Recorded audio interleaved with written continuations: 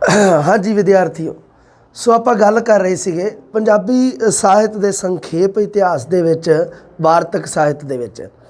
ਜਿਵੇਂ ਕਿ ਮੈਂ ਤੁਹਾਨੂੰ ਦੱਸਿਆ ਸੀ ਵੀ ਆਦਿ ਕਾਲ ਦੇ ਵਿੱਚ ਕੋਈ 2-3 ਲਿਖਤਾਂ ਮਿਲਦੀਆਂ ਵੀ ਜਿਨ੍ਹਾਂ ਦਾ ਸੰਬੰਧ ਕਿਹਾ ਜਾਂਦਾ ਵੀ ਇਹ ਫਲਾਣੇ ਕਵੀ ਨਾਲ ਹੈ, ਪਰ ਉਹ ਲਿਖਤਾਂ ਜਿਹੜੀਆਂ ਉਹ ਕੋਈ ਪ੍ਰਮਾਣਿਕ ਨਹੀਂ ਹੈ।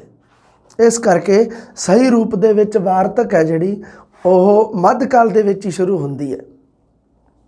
ਵਾਰਤਕ ਦੇ ਕਈ ਨਮੂਨੇ ਦੇਖਣ ਨੂੰ ਮਿਲਦੇ ਆ, ਵਾਰਤਕ ਦੇ ਕਈ ਪ੍ਰਕਾਰ, ਜਿਹਦੇ ਵਿੱਚ ਸਭ ਤੋਂ ਪਹਿਲਾਂ ਸਾਖੀਆਂ ਤੇ ਜਨਮ ਸਾਖੀਆਂ। ਗੱਲ ਕਰਦਾ ਮੈਂ ਸਿਰਫ ਇੰਪੋਰਟੈਂਟ ਗੱਲ ਦੱਸੂਗਾ ਤੁਹਾਨੂੰ ਵੀ 11ਵੀਂ ਵਾਲੀ ਬੁੱਕ ਦੇ ਵਿੱਚੋਂ ਕੰਮ ਦੀ ਗੱਲ ਕਿਹੜੀ ਹੈ, ਬਾਕੀ ਕੋਈ ਸਾਰਾ ਮੈਟਰ ਨਹੀਂ ਪੜ੍ਹਨ ਵਾਲਾ ਹੁੰਦਾ। ਸਾਖੀ ਦਾ ਸ਼ਾਬਦਿਕ ਅਰਥ ਹੁੰਦਾ ਗਵਾਹੀ। ਸਾਖੀ ਭਰਨੀ ਦਾ ਮਤਲਬ ਹੁੰਦਾ, ਸਾਖੀ ਭਰਨੀ ਕਿਹਾ ਜਾਂਦਾ ਨਾ, ਜਾਂ ਸ਼ਾਦੀ ਭਰਨੀ। ਸਾਖੀ ਭਰਨੀ ਜਾਂ ਸ਼ਾਦੀ ਭਰਨੀ, ਇਹਦਾ ਸ਼ਾਬਦਿਕ ਅਰਥ ਬਣਦਾ ਗਵਾਹੀ ਭਰਨੀ।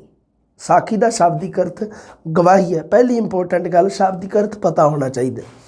ਇਹਦੇ ਵਿੱਚ ਕੀ ਹੈ, ਜਿਹੜਾ ਬਰਤਾਂਤਕਾਰ ਹੈ ਵਰਣਨ ਕੀਤੀ ਜਾ ਰਹੀ ਘਟਨਾ ਨੂੰ ਅੱਖੀਂ ਵੇਖੀ ਹੋਣ ਜਾਂ ਸੁਣੀ ਹੋਣ ਦਾ ਵਿਸ਼ਵਾਸ ਦਿਲਾਉਂਦਾ ਹੈ।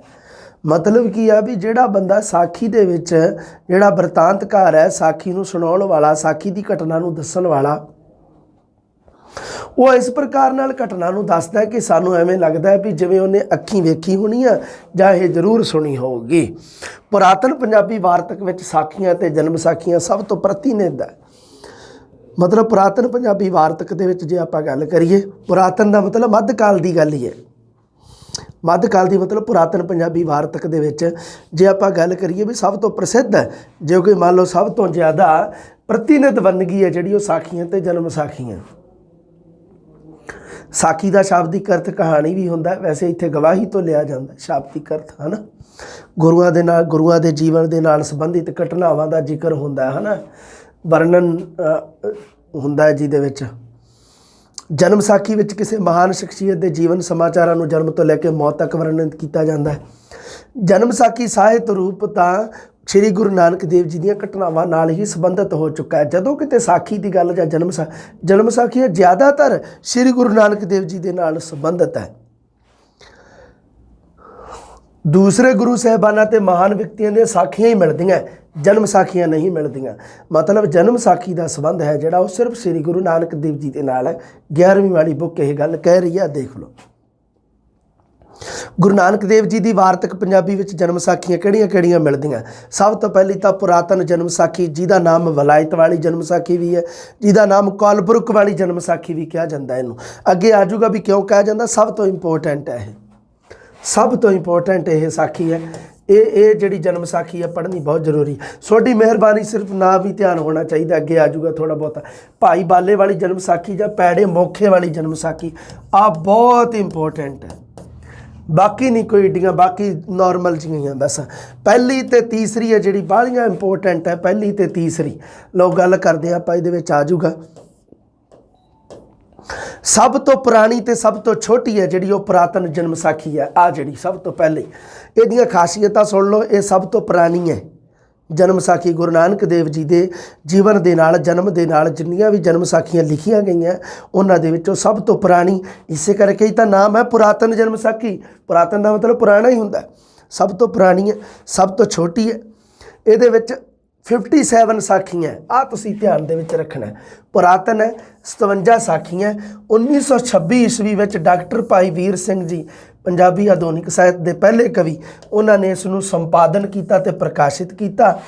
ਇਹ ਜਿਹੜੀ ਜਨਮ ਸਾਖੀ ਹੈ ਈਸਟ ਇੰਡੀਆ ਕੰਪਨੀ ਦੇ ਇੱਕ ਅਫਸਰ ਮਿਸਟਰ ਕੋਲਬਰੁਕ ਨੂੰ ਹੱਥ ਲਿਖਤ ਖਰੜੇ ਦੇ ਰੂਪ ਵਿੱਚ ਲੱਭੀ ਸੀਗੀ, ਤਾਂ ਹੀ ਤਾਂ ਇਸ ਨੂੰ ਕੋਲਬਰੁਕ ਵਾਲੀ ਜਨਮ ਸਾਖੀ ਵੀ ਕਿਹਾ ਜਾਂਦਾ ਹੈ। 1883 ਵਿੱਚ ਸਿੱਖਾਂ ਦੀ ਮੰਗ ਤੇ ਇਸ ਖਰੜੇ ਦੀ ਇੱਕ ਕਾਪੀ ਲੰਡਨ 'ਚੋਂ ਮੰਗਵਾਈ, ਮਤਲਬ ਵਿਲਾਇਤ 'ਚੋਂ ਮੰਗਵਾਈ। ਇਸ ਕਰਕੇ ਇਸ ਨੂੰ ਵਿਲਾਇਤ ਵਾਲੀ ਜਨਮ ਸਾਖੀ ਵੀ ਕਿਹਾ ਜਾਂਦਾ ਹੈ। ਪ੍ਰੋਫੈਸਰ ਗੁਰਮੁਖ ਸਿੰਘ ਨੂੰ ਇਸ ਜਨਮ ਸਾਖੀ ਦਾ ਇੱਕ ਹੋਰ ਨੁਸਖਾ, ਇੱਕ ਹੋਰ ਖਰੜਾ, ਇਸੇ ਦਾ ਆਧਾਰ ਇੱਕ ਹੋਰ ਮਿਲਦਾ ਹੈ ਹਾਫਿਜ਼ਾਬਾਦ ਤੋਂ। ਅੰਗਰੇਜ਼ ਅਫਸਰ ਮੈਕਾਲਫ ਨੇ ਇਸ ਨੂੰ ਛਪਵਾਇਆ ਸੀਗਾ, ਇਸ ਕਰਕੇ ਇਸ ਨੂੰ ਮੈਕਾਲਿਫ ਵਾਲੀ ਜਨਮ ਸਾਖੀ ਵੀ ਕਿਹਾ ਜਾਂਦਾ ਹੈ। ਇਸੇ ਤੇ ਬਾਅਦ ਵਿੱਚ ਵਲਾਇਤ ਵਾਲੀ ਸਾਖੀ ਤੇ ਮਕਾਲਿਫ ਵਾਲੀ ਦੋਨਾਂ ਨੂੰ ਆਧਾਰ ਬਣਾ ਕੇ ਭਾਈ ਵੀਰ ਸਿੰਘ ਜੀ ਨੇ ਪੁਰਾਤਨ ਜਨਮ ਸਾਖੀ ਤਿਆਰ ਕੀਤੀ ਸੀ, ਜਿਸ ਨੂੰ ਉਸ ਨੇ 1635 ਈਸਵੀ ਦੀ ਪੁਰਾਤਨ ਰਚਨਾ ਮੰਨਿਆ ਹੈ। ਭਾਈ ਵੀਰ ਸਿੰਘ ਜੀ ਅਨੁਸਾਰ ਇਸ ਪੁਰਾਤਨ ਜਨਮ ਸਾਖੀ ਦੀ ਜਿਹੜੀ ਰਚਨਾ ਕਾਲ ਹੈ ਉਹ ਹੈਗਾ ਜੀ 1635। ਪੁਰਾਤਨ ਜਨਮ ਸਾਖੀ ਨਾਮ ਹੈ ਇਹਦਾ, ਵਲਾਇਤ ਵਾਲੀ ਜਨਮ ਸਾਖੀ ਹੈ ਇਹਦਾ ਨਾਮ, ਕੌਲਬਰੁਕ ਵਾਲੀ ਜਨਮ ਸਾਖੀ ਹੈ। ਤੇ ਇੱਕ ਹੋਰ ਜਿਹੜੀ ਹੈਗੀ ਆ ਇਸੇ ਜਨਮ ਸਾਖੀ ਦਾ ਨੁਸਖਾ ਇੱਕ ਹੋਰ ਮਿਲਦਾ ਪ੍ਰੋਫੈਸਰ ਗੁਰਮੁਖ ਸਿੰਘ ਨੂੰ। ਉਹ ਜਿਹੜੀ ਆ ਉਹ ਜਿਹੜਾ ਨੁਸਖਾ ਜਿਹੜਾ ਮਿਲਿਆ ਸੀਗਾ ਉਹ ਅੰਗਰੇਜ਼ ਅਫਸਰ ਮਕਾਲਫ ਨੇ ਆਪਣੇ ਖਰਚ ਦੇ ਉੱਪਰ ਛਪਵਾਇਆ, ਆਪਣੇ ਪੈਸਿਓਂ, ਆਪਣੇ ਪੈਸੇ ਲਾਏ, ਆਪਣੀ ਜੇਬ ਚੋਂ ਉਹਨੇ ਲਾ ਕੇ ਉਹ ਛਪਵਾਇਆ ਜਦੋਂ, ਤੇ ਉਹਦਾ ਨਾਮ ਉਹਨੇ ਦੇਤਾ ਮਕਾਲਫ ਵਾਲੀ ਜਨਮ ਸਾਖੀ। ਦੇਖ ਲਓ ਇੰਨੇ ਨਾਮ ਦੋਨਾਂ ਨੂੰ ਬਣਾ ਕੇ ਬਾਅਦ 'ਚ ਦੋਨਾਂ ਨੂੰ ਆਧਾਰ ਬਣਾ ਕੇ ਵਲਾਇਤ ਵਾਲੀ ਤੇ ਮਕਾਲਫ ਵਾਲੀ, ਵਲਾਇਤ ਵਾਲੀ ਆ ਜਿਹੜੀਆਂ ਵਲਾਇਤ ਵਾਲੀ ਦੇ 3 ਨਾਮ ਦਿੱਤੇ ਆ, ਦੇਖ ਲਓ ਪੁਰਾਤਨ ਜਨਮ ਸਾਖੀ, ਵਲਾਇਤ ਵਾਲੀ ਜਾਂ ਕੌਲਬਰੁਕ ਵਾਲੀ, ਇਹਨੂੰ ਆਧਾਰ ਬਣਾ ਕੇ ਤੇ ਮਕਾਲਫ ਵਾਲੀ ਨੂੰ, ਦੋਵਾਂ ਨੂੰ ਆਧਾਰ ਬਣਾ ਕੇ, ਕਿਉਂਕਿ ਦੋਵੇਂ ਸੇਮ ਹੀ, ਦੋਨਾਂ ਦਾ ਆਧਾਰ ਸੇਮ ਹੀ ਹੈ ਨਾ, ਦੋਨਾਂ ਨੂੰ ਉਹਦੇ ਆਧਾਰ ਤੇ ਪੁਰਾਤਨ ਜਨਮ ਸਾਖੀ ਜਿਹੜੀ ਉਹ ਤਿਆਰ ਕੀਤੀ। ਤੇ ਉਹਨੇ ਉਹਦੇ ਵਿੱਚ ਕਿਹਾ ਵੀ ਇਹ ਭਾਈ ਵੀਰ ਸਿੰਘ ਜੀ ਨੇ ਵੀ ਇਹ ਰਚਨਾ ਹੈ ਜਿਹੜੀ ਇਸ ਜਨਮ ਸਾਖੀ ਦੀ 1635 ਦੀ ਹੈ। ਅੱਗੇ ਸੋਢੀ ਮਿਹਰਬਾਨ ਵਾਲੀ ਜਨਮ ਸਾਖੀ ਹੈ ਜਿਹੜੀ ਉਹ ਕਿੱਥੇ ਸਾਂਭੀ ਹੈ, ਕੋਈ ਦਿੱਕਤ ਨਹੀਂ, ਬਸ ਸਿਰਫ ਇੰਨਾ ਹੀ ਵੀ 302 ਗੋਸ਼ਟਾਂ ਹੈ ਇਹਦੇ ਵਿੱਚ। ਗੋਸ਼ਟਾਂ ਹੁੰਦੀਆਂ ਵਿਚਾਰ ਵਟਾਂਦਰਾ ਕਰਨਾ, ਕਿਸੇ ਧਾਰਮਿਕ ਸਮਾਜਿਕ ਮਸਲੇ ਤੇ ਆਪਸ ਦੇ ਵਿੱਚ ਵਿਚਾਰਾਂ ਸਾਂਝੀਆਂ ਕਰਨੀਆਂ, ਗੋਸ਼ਟ ਉਸ ਨੂੰ ਕਿਹਾ ਜਾਂਦਾ। ਗੁਰਬਾਣੀ ਹੈਗੀ ਨਾ ਗੁਰੂ ਨਾਨਕ ਦੇਵ ਜੀ ਦੀ ਰਚਨਾ ਸਿੱਧ ਗੋਸ਼ਟ, ਗੁਰੂ ਨਾਨਕ ਦੇਵ ਜੀ ਦੀ ਸ਼ਖਸੀਅਤ ਦੇ ਨਾਲ ਹੀ ਇਹ ਸੰਬੰਧਿਤ ਹੈ। ਇਸ ਜਨਮ ਸਾਖੀ ਦਾ ਆਧਾਰ ਵੀ ਪੁਰਾਤਨ ਜਨਮ ਸਾਖੀ ਨੂੰ ਹੀ ਮੰਨਿਆ ਗਿਆ। ਲਓ ਜੀ, ਸਭ ਤੋਂ ਜ਼ਿਆਦਾ ਪ੍ਰਸਿੱਧ ਹੈ ਜਿਹੜੀ ਉਹ ਹੈਗੀ ਆ, ਸਭ ਤੋਂ ਜ਼ਿਆਦਾ ਪੁਰਾਣੀ ਤਾਂ ਪੁਰਾਤਨ ਜਨਮ ਸਾਖੀ ਹੈ, ਸਭ ਤੋਂ ਛੋਟੀ ਵੀ ਉਹ ਹੈ ਕਿਉਂਕਿ 57 ਸਾਖੀਆਂ ਉਹਦੇ ਵਿੱਚ, ਪਰ ਸਭ ਤੋਂ ਪ੍ਰਸਿੱਧ ਕਿਹੜੀ ਹੈ ਉਹ ਹੈਗੀ ਹੈ ਭਾਈ ਬਾਲੇ ਜਾਂ ਪੈੜੇ ਮੁਖੇ ਵਾਲੀ ਜਨਮ ਸਾਖੀ।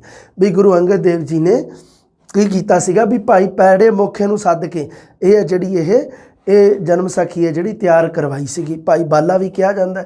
ਗੁਰੂ ਨਾਨਕ ਦੇਵ ਜੀ ਦੇ ਨਾਲ ਇਤਿਹਾਸਕਾਰਾਂ ਦਾ ਮੰਨਣਾ ਹੈ ਕਿ ਗੁਰੂ ਨਾਨਕ ਦੇਵ ਜੀ ਦੇ ਨਾਲ 2 ਜਿਹੜੇ ਸ਼ਖਸ ਸੀਗੇ, ਭਾਈ ਮਰਦਾਨਾ ਤੇ ਭਾਈ ਬਾਲਾ, ਉਹਦੇ ਨਾਮ ਤੇ ਭਾਈ ਬਾਲਾ। ਪੈੜੇ ਮੁਖੀ ਵਾਲੀ ਜਨਮ ਸਾਖੀ ਸਭ ਤੋਂ ਜ਼ਿਆਦਾ ਪ੍ਰਸਿੱਧੀ ਹੈ। ਇਹ ਹੈ ਜਿਹੜੀ ਸਭ ਤੋਂ ਵੱਧ ਛਪੀ ਹੈ। ਇਹ ਗਿਣਤੀ ਹਰ ਛਾਪ ਸਮੇਂ ਵੱਧਦੀ ਗਈ ਹੈ।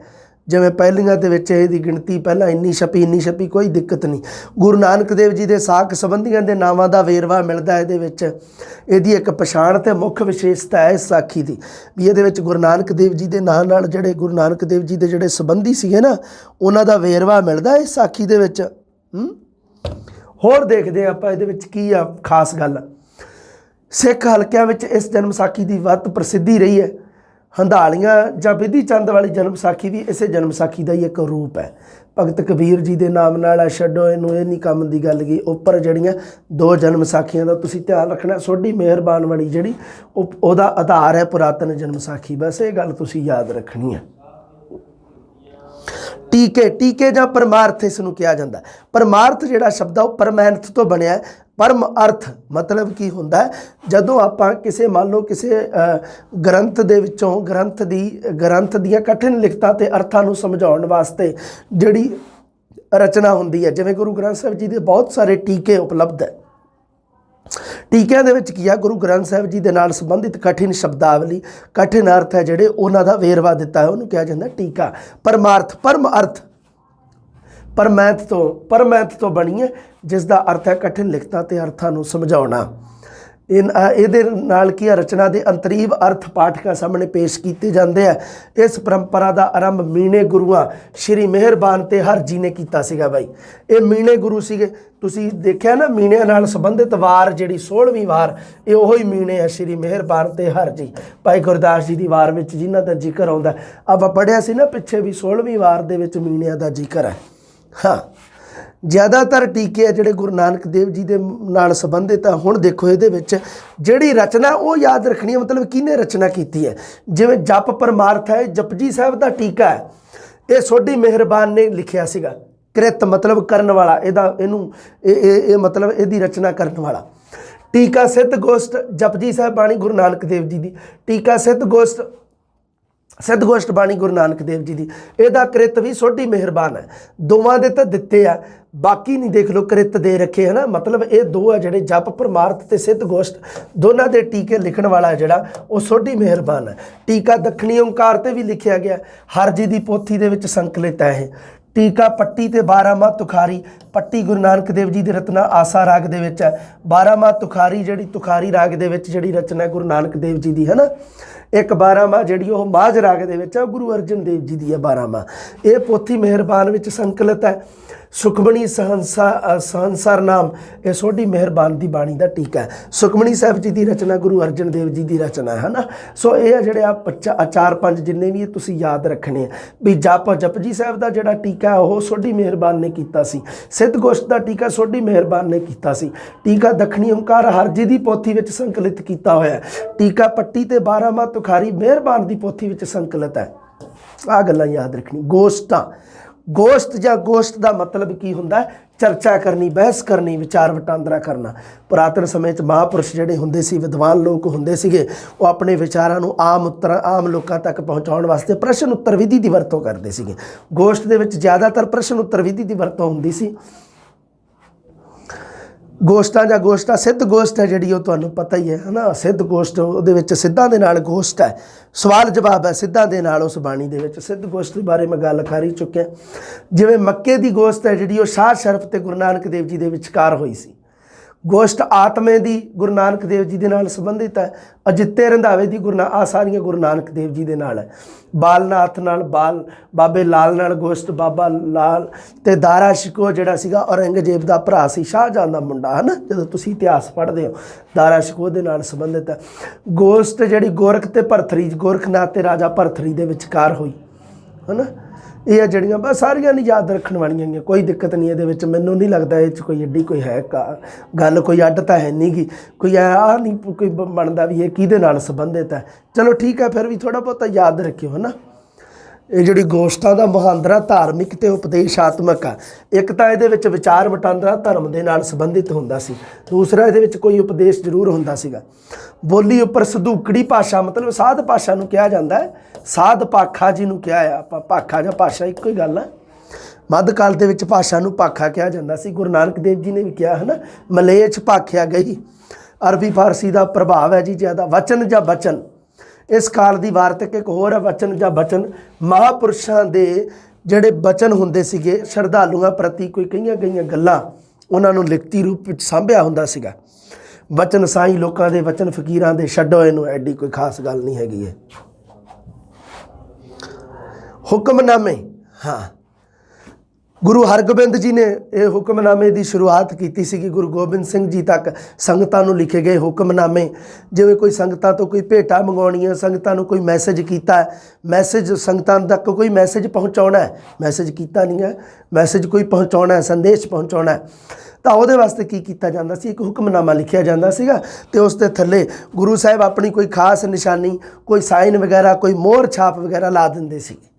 हुक्मनामे हुंदे सीगे। वो अनुवादित रचनावां भी आउंदियां इस विच, मौलिक रचना दे नाल नाल आ जिहड़ियां अनुवादित रचनावां, कोई एवें टेंशन ना लो, छड्डो इनू। फुटकल मतलब कुछ होर रह गईयां जिहड़ियां, ओह ये भी छड्डो, ये भी कोई एडा खास नहीं गा, है नहीं कोई भी काम दी गल इहदे विचों।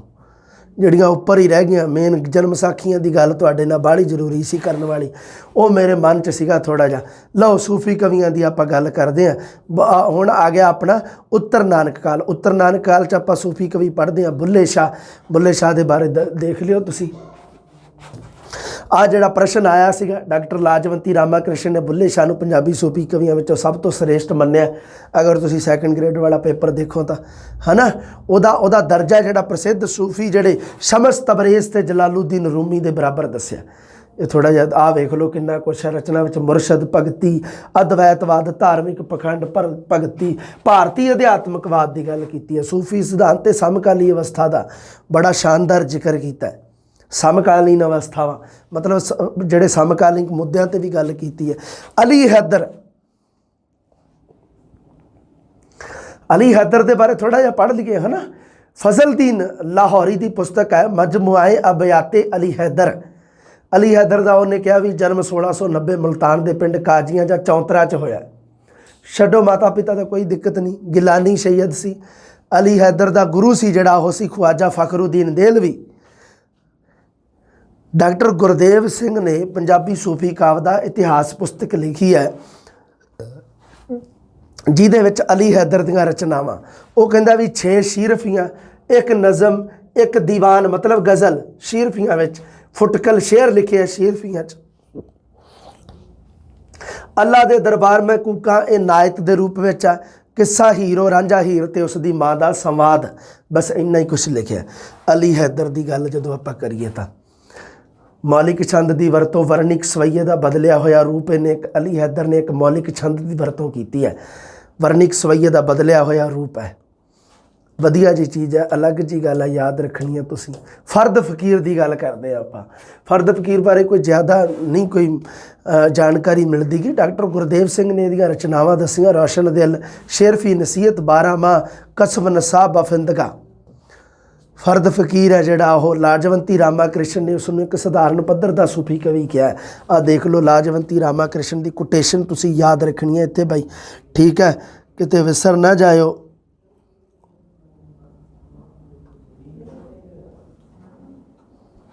ध्यान रखियो अपना अपना। शाह मुराद, शाह मुराद तो है ना पंजाबी गज़ल की शुरुआत जी शाह मुराद तो होंगी है, देख लो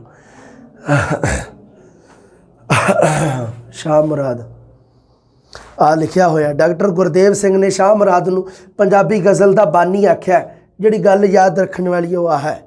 शाह मुराद नूं पंजाबी विच 7 वारा 12 माह गज़ल बैत काव्य रूपां विच कलाम नूं सिरजिया है ना, बड़ियां काम दीयां गल्लां लिखियां होईयां, उदाहरण जे दे दिते हुए।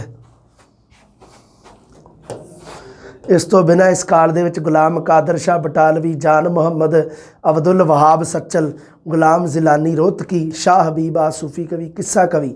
हुण गल करदे आपां मुकबल दी। मुकबल के बारे आप पढ़ चुके हो, तुहानूं पता ही है भी मुकबल तो जस्ट बाद आप पढ़िया सीगा है ना, वारिशा पढ़ते हैं है ना। मुकबल तीसरा किस्साकार है जिहड़ा हीर दे किस्से नूं लिखदा है।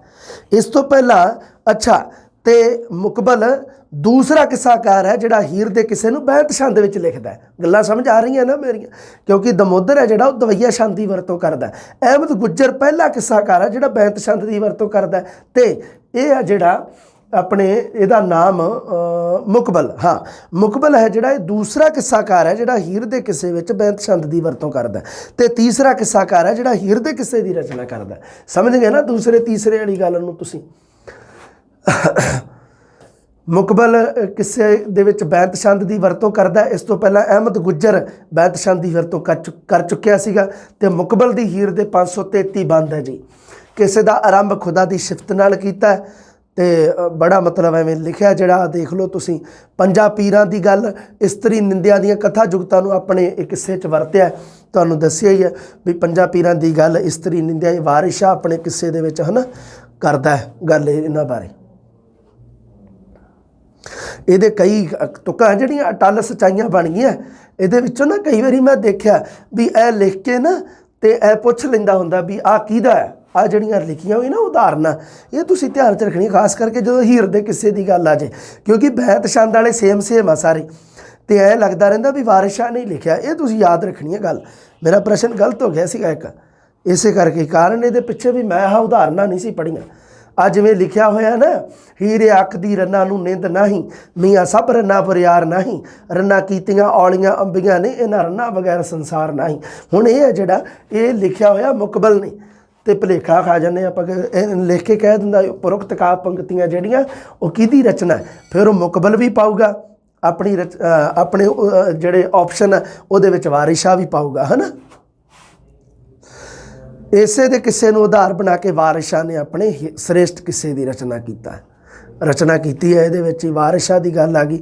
वारिशा तो तुहानूं पता ही है, उन्हें दस्सिया होया अपनी हीर दे विच आए वेरवे मुताबिक, वो कहंदा भी ये किस्सा मैं 1180 हिजरी सम्मत जां 1765 ईस्वी दे विच रचिया। कहंदा 60 1180 अस्सियां नबी ज हिजरत लम्मे दे विच तैयार हुई, 1822 सम्मत राजे विक्रमाजीत अनुसार हुई है ना।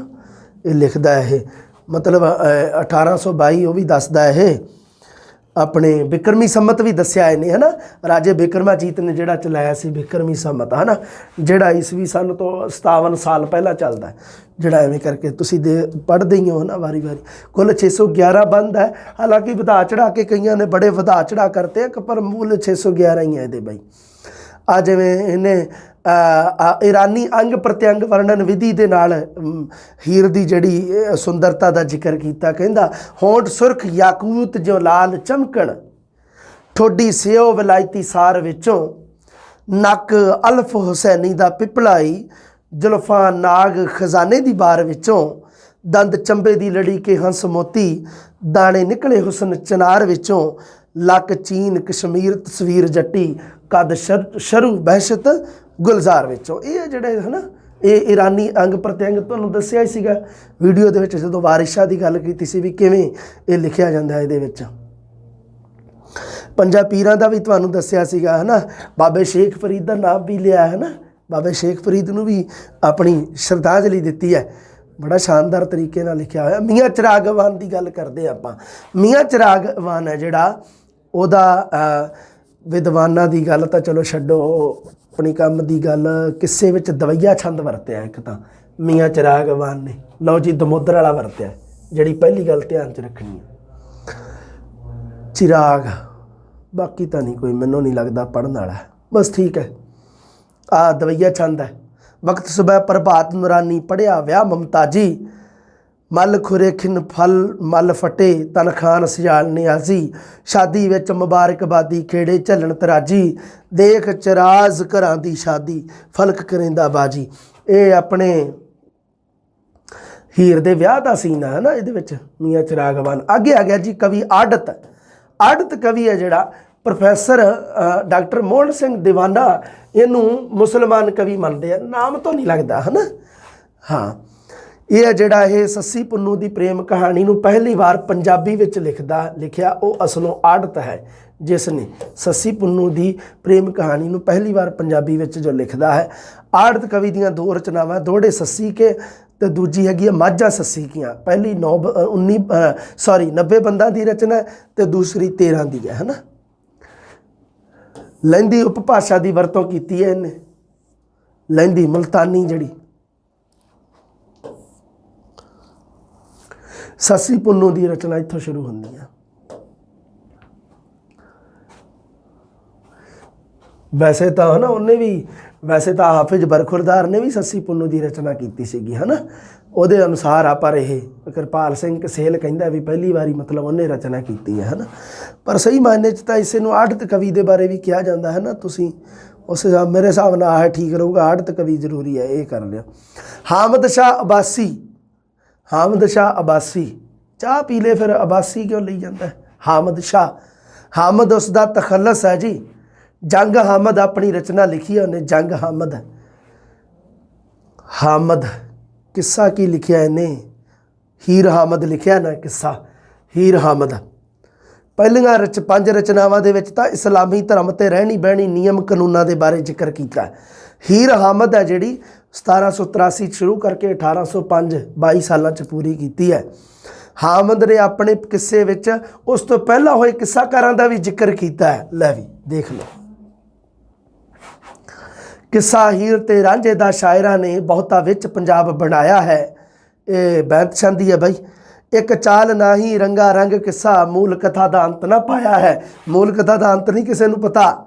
ਅਹਿਮਦ ਹੋਰ ਕਿਹਾ, ਮੁਕਬਲ ਹੋਰ ਆ ਕੇ ਕਹਿੰਦਾ। ਅਹਿਮਦ ਗੁੱਜਰ ਨੇ ਕੁਝ ਹੋਰ ਕਿਹਾ, ਅਹਿਮਦ ਮੁਕਬਲ ਕੁਝ ਹੋਰ ਕਹਿੰਦਾ।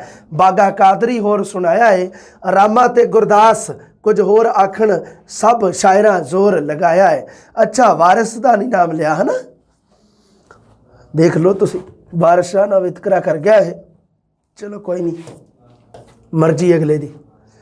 ਬਿਹਬਲ, ਕਵੀ ਬਿਹਬਲ ਨੇ 2 ਕਿੱਸੇ ਲਿਖਿਆ, ਕਿੱਸਾ ਹੀਰ ਰਾਂਝਾ ਤੇ ਕਿੱਸਾ ਸੱਸੀ ਪੁੰਨੂ। ਕਿੱਸਾ ਹੀਰ ਰਾਂਝਾ ਇਹਨੇ ਫਾਰਸੀ ਦੇ ਮਸਨਵੀ ਕਾਵ ਰੂਪ ਵਿੱਚ ਲਿਖਿਆ ਹੈ। ਸ਼ੀਰਫੀ ਰੂਪ, ਸ਼ੀਰਫੀ ਮਸਨਵੀ। 500 ਸੱਸੀ ਪੁੰਨੂ ਵਿੱਚ 550 ਹੈ, 550 ਬੰਦਾਂ ਦੇ ਵਿੱਚ ਹੈ। ਸੱਸੀ ਪੁੰਨੂ ਕਿੱਸਾ ਜਿਹੜਾ ਉਹ ਦਵਈਆ ਛੰਦ ਦੇ ਵਿੱਚ ਹੈ। ਠੀਕ ਹੈ। ਸਦੀਕ ਲਾਲੀ ਆ ਗਿਆ ਬਈ ਅੱਗੇ। ਸਦੀਕ ਲਾਲੀ, ਮੁਹੰਮਦ ਸਦੀਕ ਕਲਾਕਾਰ ਤੇ ਸੁਣਿਆ ਸੀ, ਇੱਕ ਸਦੀਕ ਲਾਲੀ ਵੀ ਆ ਗਿਆ। ਸਦੀਕ ਲਾਲੀ ਦਾ ਕਿੱਸਾ ਮਿਲਦਾ ਜੀ ਯੂਸੁਫ ਜ਼ੁਲੈਖਾ ਕਿਸੇ ਦੀ ਗਵਾਹੀ ਦੇ ਅਨੁਸਾਰ ਇਹਨੇ ਮੁਹੰਮਦ ਸ਼ਾਹ ਚੌਗਤੇ ਨੂੰ ਦਿੱਲੀ ਦੇ ਤਖਤ ਉੱਪਰ ਬੈਠਿਆ 7 ਵਰੇ ਹੋ ਗਏ ਸੀ ਉਦੋਂ ਇਹ ਲਿਖਿਆ ਸੀਗਾ। 1726 ਈਸਵੀ ਦੇ ਵਿੱਚ ਲਿਖਿਆ ਜੀ। ਲਹਿੰਦੀ ਮੁਲਤਾਨੀ ਭਾਸ਼ਾ ਦੀ ਵਰਤੋਂ ਹੈ, ਅਰਬੀ ਫਾਰਸੀ ਦੀ ਆਮ ਵਰਤੋਂ ਹੈ। ਬਿਰਤਾਂਤ ਸੰਖੇਪ ਹੈ, ਬਸ ਬਾਕੀ ਨਹੀਂ। ਸਦੀਕ ਲਾਲੀ ਦਾ ਕਿੱਸਾ ਯੂਸੁਫ ਜ਼ੁਲੈਖਾ, ਇਹ ਧਿਆਨ 'ਚ ਰੱਖਣਾ। ਕਵੀ ਸੁੰਦਰਦਾਸ ਆਰਾਮ, ਕਵੀ ਸੁੰਦਰਦਾਸ ਆਰਾਮ ਨੇ ਕਿੱਸਾ ਲਿਖਿਆ ਸੱਸੀ ਪੁੰਨੂ, ਮਸਨਵੀ ਸ਼ੈਲੀ ਵਿੱਚ ਲਿਖਿਆ ਹੈ। ਅਖੀਰ ਵਿੱਚ 28 ਬੰਦਾਂ ਦੀ ਇੱਕ ਸ਼ੀਰਫੀ ਵੀ ਲਿਖੀ ਹੈ। ਬਸ ਇੰਨੀ ਗੱਲ ਹੀ ਹੈ। ਅਬਦੁੱਲਾ ਹਕੀਮ ਬਹਾਵਲਪੁਰ ਦਾ ਸੀਗਾ, ਬਹਾਵਲਪੁਰੀਆ ਨਾਮ ਸੀ ਇਹਦਾ। ਇੱਕੋ ਇੱਕ ਰਚਨਾ ਕਿੱਸਾ ਯੂਸੁਫ ਜ਼ੁਲੈਖਾ। ਬਸ ਇੰਨੀ ਗੱਲ ਧਿਆਨ ਦੇ ਵਿੱਚ ਰੱਖਣੀ ਹੈ। ਇਸ ਕਿੱਸੇ ਦਾ ਆਧਾਰ ਹੈ ਜਿਹੜਾ ਸੂਫੀ ਕਵੀ ਜਾਮੀ ਦਾ ਕਿੱਸਾ ਯੂਸੁਫ ਜ਼ੁਲੈਖਾ। ਮਤਲਬ ਜਿਹੜਾ ਸੂਫੀ ਕਵੀ ਸੀ ਨਾ ਜਾਮੀ, ਉਹਨੇ ਜਿਹੜਾ ਯੂਸੁਫ ਜ਼ੁਲੈਖਾ ਲਿਖਿਆ ਸੀ ਉਹਦੇ ਆਧਾਰ 'ਤੇ ਇਸ ਕਵੀ ਨੇ ਆਪਣਾ ਕਿੱਸਾ ਲਿਖਿਆ ਹੈ। ਵੀਰ ਕਾਵਧਾਰਾ ਦੇ ਵਿੱਚ ਦੇਖ ਲਓ ਵੀ ਵੀਰ ਕਾਵਧਾਰਾ ਦੇ ਵਿੱਚ ਤਾਂ ਬਾਹਲਾ ਹੀ ਸਿਰਾ ਕੰਮ ਹੈ। ਇਹਦੇ ਵਿੱਚ ਮੈਂ ਤੁਹਾਨੂੰ ਦੱਸਦਾ ਜਾਂਦਾ ਕਿਹੜੀ ਕਿਹੜੀ ਗੱਲ ਹੈ। ਵਾਰਾਂ ਦੇ ਵਿੱਚ ਦੇਖ ਲਓ, ਵੀਰ ਰਸੀ ਸਾਹਿਬ ਦਾ ਪ੍ਰਮੁੱਖ ਕਾਵ ਰੂਪ ਹੈ ਵਾਰਾਂ। ਫਿਰ ਜੰਗਨਾਮੇ ਹੈ। ਵਾਰ ਜ਼ਿਆਦਾ ਮਸ਼ਹੂਰ ਹੈ। ਵਾਰ ਤੁਹਾਨੂੰ ਪਤਾ ਹੀ ਹੈ ਪੰਜਾਬੀ ਦਾ ਮੌਲਿਕ ਕਾਵ ਰੂਪ ਹੈ। ਵਾਰ ਭੇੜੇ ਕੀ ਪਾਤਸ਼ਾਹੀ 10ਵੀਂ, ਇਸ ਵਾਰ ਦੇ ਵਿੱਚ ਗੁਰੂ ਗੋਬਿੰਦ ਸਿੰਘ ਜੀ ਦੀ ਵਾਰ ਇਹਨੂੰ ਕਿਹਾ ਜਾਂਦਾ ਹੈ, ਜਾਂ ਭੇੜਾ ਗੁਰੂ ਗੋਬਿੰਦ ਸਿੰਘ ਵੀ ਕਿਹਾ ਜਾਂਦਾ ਹੈ। ਇਹ ਰਚਨਾ ਦਾ ਕਵੀ ਹੈ ਜਿਹੜਾ ਉਹ ਅਗਿਆਤ ਹੈ। ਅਨੰਦਪੁਰ ਦੇ ਵਿੱਚ ਜਦੋਂ ਅੰਤਮ ਯੁੱਧ ਵਿੱਚ ਕਿਲੇ ਨੂੰ ਛੱਡਦੇ ਹੈ, ਚਮਕੌਰ ਦੀ ਜੰਗ ਦਾ ਵਰਣਨ ਇਹਦੇ ਵਿੱਚ ਕੀਤਾ ਗਿਆ। ਚਮਕੌਰ ਸਾਹਿਬ ਦੀ ਜੰਗ ਦੇ ਵਿੱਚ ਗੁਰੂ ਗੋਬਿੰਦ ਸਿੰਘ ਜੀ ਦੇ ਦੋਨੋਂ ਵੱਡੇ ਸਾਹਿਬਜ਼ਾਦੇ ਜਿਹੜੇ ਉਹ ਸ਼ਹੀਦੀ ਪ੍ਰਾਪਤ ਕਰਦੇ ਆ ਚਮਕੌਰ ਸਾਹਿਬ ਦੀ ਜੰਗ ਵਿੱਚ। ਇਹ ਜਿਹੜੀ ਇਹ ਵਿਦਵਾ ਕਦੋਂ ਲਿਖੀ ਗਈ ਹੈ ਛੱਡੋ ਇਹਨੂੰ। ਬਸ ਜਿਹੜੀ ਕੰਮ ਸੀ ਵਾਰ ਦੀਆਂ 24 ਪੌੜੀਆਂ ਯੁੱਧ ਖੇਤਰ ਦੇ ਮਾਹੌਲ ਨੂੰ ਚਿੱਤਰਿਆ ਗਿਆ। ਚੰਡੀ ਦੀ ਵਾਰ ਦਾ ਪ੍ਰਭਾਵ ਇਹਦੇ 'ਤੇ ਲੱਗਦਾ ਹੈ। ਐਵੇਂ ਲੱਗਦਾ ਵੀ ਇਸ ਕਵੀ ਨੇ ਚੰਡੀ ਦੀ ਵਾਰ ਪੜ੍ਹੀ ਹੋਈ ਹੈ। ਇਸ ਕਰਕੇ ਆਹ ਦੇਖੋ, ਆਹ ਲਿਖਿਆ ਹੋਇਆ ਨਾ ਜਿਹੜਾ ਭੇੜਾ ਪਿਆ ਚਮਕਾਉਣ ਵਿੱਚ ਵਾਜਨ ਕਢਨਾਵਾਂ, ਕਰਨਾਈ ਅਰਨਾਟਾਂ ਭੇਰੀਆਂ ਗੱਜੀਆਂ, ਉੱਥੇ ਬਰਛੇ ਛੋਡਣ ਲਾਟਾਂ ਸੂਰਜ ਸਾਹਮਣੇ। ਐਵੇਂ ਲੱਗਦਾ ਨਾ ਜਿਵੇਂ ਉਹਦਾ ਚੰਡੀ ਦੀ ਵਾਰ ਦਾ ਇੱਕ ਹੈ ਇਹਦੇ ਵਿੱਚ ਪ੍ਰਭਾਵ। ਧਿਆਨ ਰੱਖਣ ਵਾਲਾ ਵੀ ਇਹ ਗੁਰੂ ਗੋਬਿੰਦ ਸਿੰਘ ਜੀ ਦੇ ਬਾਰੇ। ਪਾਤਸ਼ਾਹੀ 10ਵੀਂ, 10ਵੇਂ ਪਾਤਸ਼ਾਹ, 10ਵੇਂ ਪਿਤਾ, ਦਸ਼ਮੇਸ਼ ਪਿਤਾ ਗੁਰੂ ਗੋਬਿੰਦ ਸਿੰਘ ਜੀ ਹੈ। ਗੁਰੂ ਗੋਬਿੰਦ ਸਿੰਘ ਜੀ ਦੀ ਵਾਰ ਜਾਂ ਭੇੜਾ ਗੁਰੂ ਗੋਬਿੰਦ ਸਿੰਘ ਵੀ ਕਿਹਾ ਜਾਂਦਾ ਹੈ। ਇਹਦੇ ਕਵੀ ਦਾ ਨਹੀਂ ਪਤਾ ਵੀ ਕਿਹਨੇ ਲਿਖੀ ਹੈ। ਅੱਗੇ ਆ ਗਈ ਵਾਰ ਪਾਤਸ਼ਾਹੀ 10ਵੀਂ ਕੀ। ਇਹ ਹੈਗੀ ਆ ਭਾਈ ਗੁਰਦਾਸ ਸਿੰਘ ਦੀ ਰਚਨਾ। ਇੱਕ ਹੈਗੇ ਆ ਭਾਈ ਗੁਰਦਾਸ ਜੋ ਗੁਰੂ ਅਰਜਨ ਦੇਵ ਜੀ ਦੇ ਵੇਲੇ ਸੀ, ਜਿਨ੍ਹਾਂ ਨੇ 1600 ਤੋਂ ਲੈ ਕੇ 1604 ਈਸਵੀ ਤੱਕ ਗੁਰੂ ਅਰਜਨ ਦੇਵ ਜੀ ਦੇ ਨਾਲ ਐਜ਼ ਏ ਰਾਈਟਰ, ਲਿਖਾਰੀ ਦੇ ਤੌਰ 'ਤੇ ਸਾਰੇ ਆਦਿ ਗ੍ਰੰਥ ਦੀ ਰਚਨਾ, ਆਦਿ ਗ੍ਰੰਥ ਨੂੰ ਲਿਖਣ ਵਾਲੇ ਸੀ ਭਾਈ ਗੁਰਦਾਸ ਜੀ। ਪਰ ਇੱਥੇ ਹੈ ਭਾਈ ਗੁਰਦਾਸ ਸਿੰਘ। ਕਈ ਵਾਰੀ ਇਹਨੂੰ ਭਾਈ ਗੁਰਦਾਸ ਭੱਲੇ ਦੀ ਰਚਨਾ ਵੀ ਮੰਨ ਲਿਆ ਜਾਂਦਾ। ਤਾਈਓ ਤਾਂ ਭਾਈ ਕਾਹਨ ਸਿੰਘ ਨਾਭਾ 40 ਵਾਰਾਂ ਦੱਸਦੇ ਆ। ਉਹ ਇਸ ਵਾਰ ਨੂੰ ਵੀ ਭਾਈ ਗੁਰਦਾਸ ਭੱਲੇ ਦੀ, ਭਾਈ ਗੁਰਦਾਸ ਭੱਲਾ ਜਿਹੜਾ ਉਹ ਹੈ ਜਿਹੜਾ ਗੁਰੂ ਅਰਜਨ ਦੇਵ ਜੀ ਦੇ ਵੇਲੇ ਹੋਇਆ, ਜਿਹਨੂੰ ਆਪਾਂ ਵਾਰਾਂ ਦੇ ਵਿੱਚ ਪੜ੍ਹਦੇ ਹਾਂ, ਜਿਹਦੀਆਂ 39 ਵਾਰਾਂ ਪੜ੍ਹਦੇ ਹਾਂ। ਕਾਹਨ ਸਿੰਘ ਨਾਭਾ ਅਨੁਸਾਰ 40 ਹੈ, ਕਿਉਂਕਿ ਕਾਹਨ ਸਿੰਘ ਨਾਭਾ ਇਸ ਵਾਰ ਨੂੰ ਵੀ ਭਾਈ ਗੁਰਦਾਸ ਭੱਲੇ ਦੀ ਵਾਰ ਮੰਨਦਾ ਹੈ, ਭਾਈ ਗੁਰਦਾਸ ਸਿੰਘ ਦੀ ਵਾਰ ਨਹੀਂ ਮੰਨਦਾ। ਸਮਝ ਲੱਗੀ ਕਹਾਣੀ ਇਹਦੇ ਪਿੱਛੇ ਕੀ ਹੈ। ਇਹਦੇ ਵਿੱਚ ਖਾਲਸਾ ਪੰਥ ਦੀ ਸਾਜਨਾ ਦਾ ਵਰਣਨ ਹੈ ਬਾਈ, ਜਿਹੜੀ 1699 ਦੇ ਵਿੱਚ ਹੋਈ ਸੀ ਨਾ ਆਨੰਦਪੁਰ ਸਾਹਿਬ ਦੇ ਵਿੱਚ। ਗੁਰੂ ਗੋਬਿੰਦ ਸਿੰਘ ਜੀ ਨੇ 1699 ਵਿਸਾਖੀ ਵਾਲੇ ਦਿਨ, ਆਪਾਂ ਜਿਹਨੂੰ ਕਹਿ ਦਿੰਦੇ ਹਾਂ ਵਿਸਾਖੀ ਵਾਲੇ ਦਿਨ 1699 ਨੂੰ ਖਾਲਸਾ ਪੰਥ ਦੀ ਸਾਜਨਾ ਕੀਤੀ ਸੀ ਸ਼੍ਰੀ ਆਨੰਦਪੁਰ ਸਾਹਿਬ ਦੀ ਧਰਤੀ 'ਤੇ। ਇਸ ਕਰਕੇ ਇਹ ਵਾਰ ਹੈ ਜਿਹੜੀ ਖਾਲਸਾ ਪੰਥ ਦੀ ਸਾਜਨਾ ਦਾ ਵਰਣਨ ਹੈ। ਸ਼ੈਲੀ ਪੱਖੋਂ ਲੱਗਦਾ ਵੀ 28ਵੀਂ, ਇਹਦੀ ਸਭ ਤੋਂ 18ਵੀਂ ਸਦੀ ਦੀ ਰਚਨਾ। ਮੇਨ ਗੱਲ ਹੈ ਜਿਹੜੀ ਇੱਕ ਤਾਂ ਹੋ ਗਈ ਵੀ ਇਹਦੇ ਵਿੱਚ ਖਾਲਸਾ ਪੰਥ ਦੀ ਸਾਜਨਾ ਦਾ ਵਰਣਨ ਹੈ। ਭਾਈ ਗੁਰਦਾਸ ਸਿੰਘ ਦੀ ਰਚਨਾ 28 ਪੌੜੀਆਂ ਇਹਦੇ ਵਿੱਚ।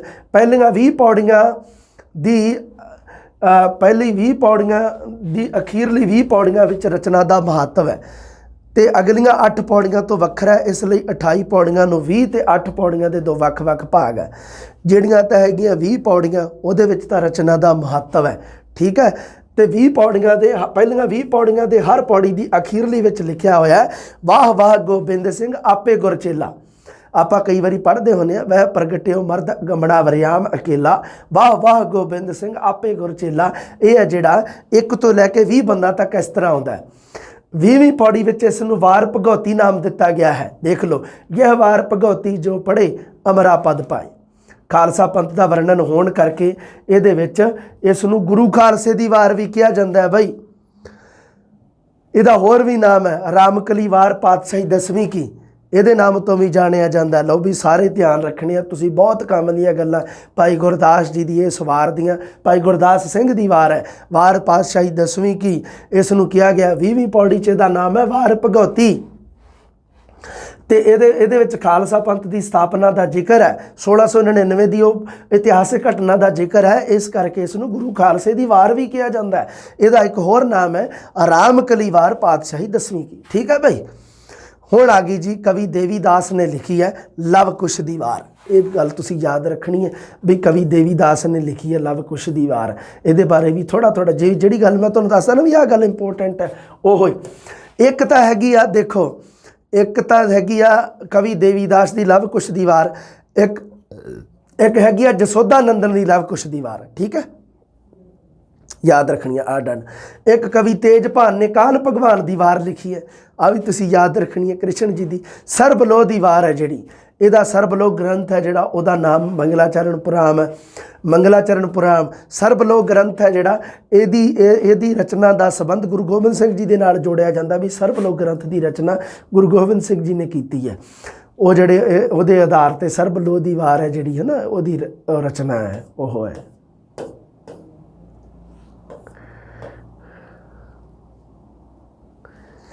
ਨਜਾਬਤ ਦੀ ਰਚਿਤ ਹੈ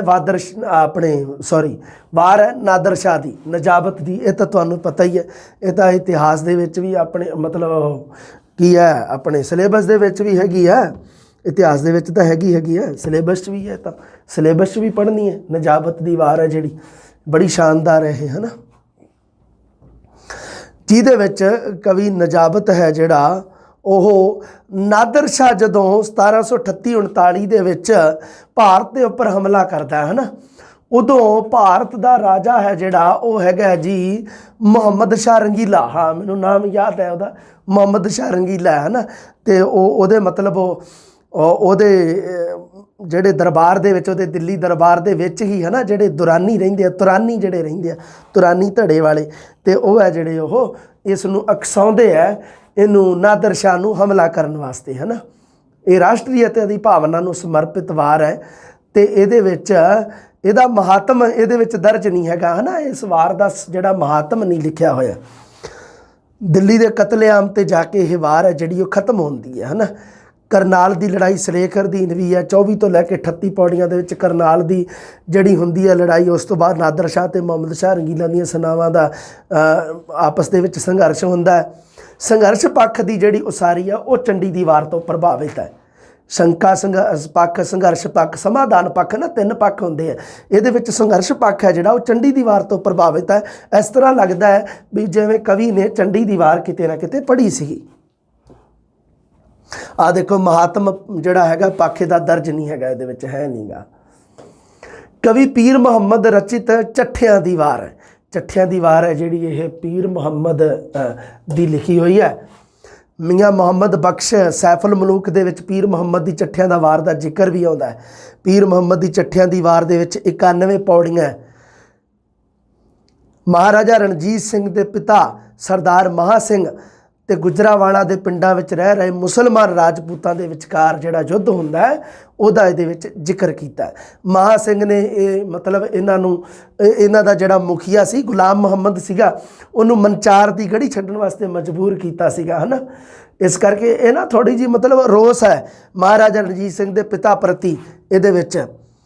ਹਾਂ ਇਹ ਮਤਲਬ ਕੀ ਹੈ, ਇਹਦਾ ਇੱਕ ਤੁਹਾਨੂੰ ਹੋਰ ਦੱਸਾਂ, ਇਹ ਵਾਰ ਦੀ ਅਲੱਗ ਚੀਜ਼ ਇਹ ਹੈ ਬਈ ਇਹਦੇ ਵਿੱਚ ਪੀਰ ਮੁਹੰਮਦ ਕਾਸਬੀ ਦੀ ਜਿਹੜੀ ਇਹ ਚੱਠਿਆਂ ਦੀ ਵਾਰ ਹੈ ਪੀਰ ਮੁਹੰਮਦ ਦੀ, ਇਹਦੇ ਵਿੱਚ ਇਹਦਾ ਜਿਹੜਾ ਨਾਇਕ ਹੈ ਉਹ ਤਾਂ ਹੈਗਾ ਮਹਾਰਾਜਾ ਰਣਜੀਤ ਸਿੰਘ ਦਾ ਪਿਤਾ ਮਹਾਂ ਸਿੰਘ।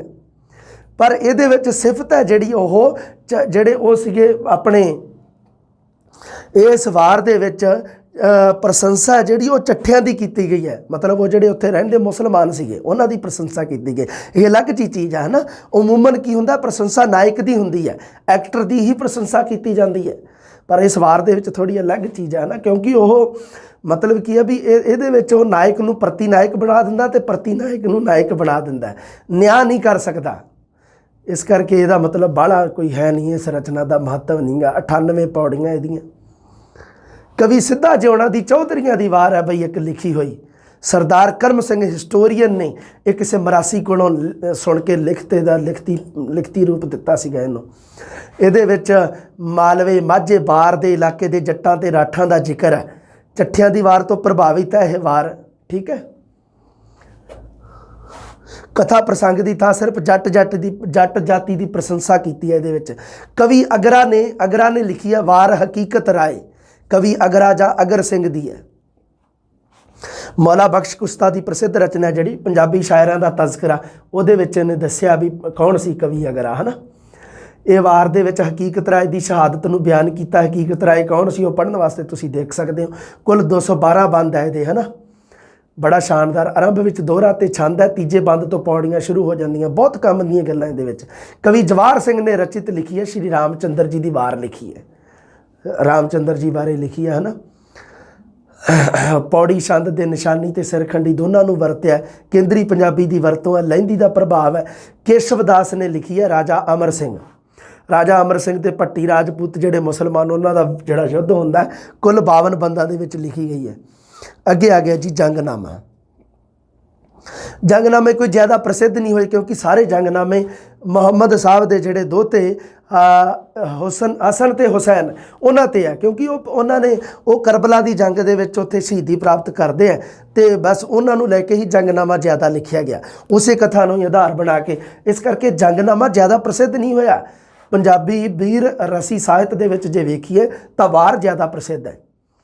जिवें मुकबल ने लिखिया सी जंगनामा, इमाम हुसैन हीर का प्रसिद्ध किस्साकार सी मुकबल, उन्हें लिखिया है।